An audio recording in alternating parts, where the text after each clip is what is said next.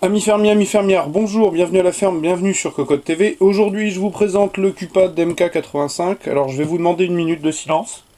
Tout simplement parce que vous avez devant vous le clavier qui a convaincu Mentidor de se mettre au mécanique. Le clavier qui l'a converti.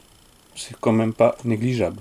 Donc, aujourd'hui, ce CuPad qui a converti notre menti national, pardon, décidément, et en plus, vous voyez, je n'ai aucun respect pour lui, je le casse.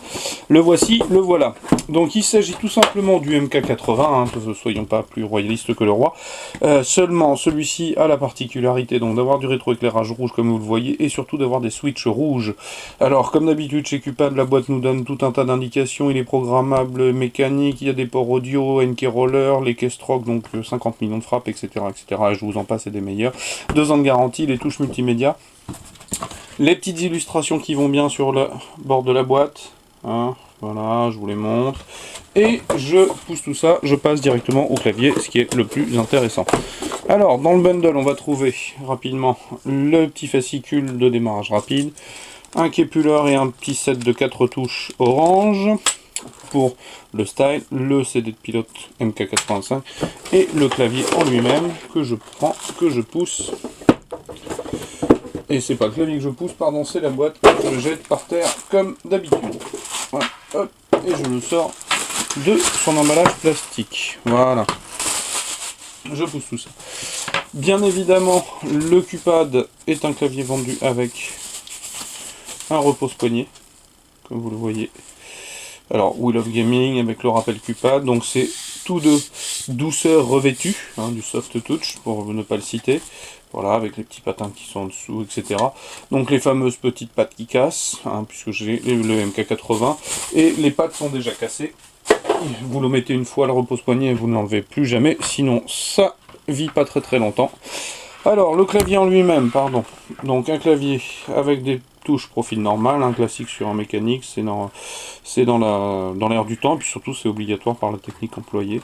Donc une petite touche espace, pardon, avec un petit cul de CuPad dessus, rappel ici, c'est deux, trois petites choses qui sont quand même assez sympathiques. Sinon pour le reste, c'est ni plus ni moins que le MK80, voire le X9 Armor, alors avec des petites fenêtres en forme de crochet translucide qui vont s'illuminer de rouge pour nous indiquer le numlock, le caps lock et le G, je ne sais plus ce que c'est d'ailleurs, je ne m'en souviens pas. Voilà, pavé numérique, les flèches, le rappel CuPad. Donc c'est un clavier qui esthétiquement est carrément sympathique. Je ne vous cache pas qu'il plaît beaucoup à madame, puisque d'ailleurs je pense qu'il va finir sur son bureau. Donc voilà, assez large, assez épais. Sur les tranches, rien de particulier. Sauf sur la tranche supérieure où on va trouver donc les 2 USB et les 2 ports audio. Le départ du câble, enfin décentré. Câble tressé. Hop, hop, hop, hop, hop, pardon, j'ai mon fond blanc qui tombe. Je vais faire ce que je peux pour ne pas tout casser. Voilà, c'est bon, c'est reparti. Ah, les aléas du direct. Donc, je disais câble tressé qui se termine par 3. Et alors, la petite nouveauté du MK85, c'est que le MK80 était sur un port PS2 avec un adaptateur. Et celui-là est directement en USB plaqué or. Et les 2 ports audio, micro, enceinte, c'est le vert, et micro, le rose. Donc, voilà, un clavier, somme toute, tout à fait sympathique, qui est tarifé autour de 129 €. Et j'aurais tendance à dire, et qui les vaut, en switch rouge. C'est la souplesse incarnée. Alors bien évidemment, se pose la question de savoir quel type de switch est le plus adapté à quelle utilisation d'ailleurs, c'est la question. Si vous frappez beaucoup, certains vous diront que le brown est pas mal. Moi, je suis persuadé, mais cela n'engage que moi encore une fois. Bien souvent, je donne mon avis et je devrais peut-être pas.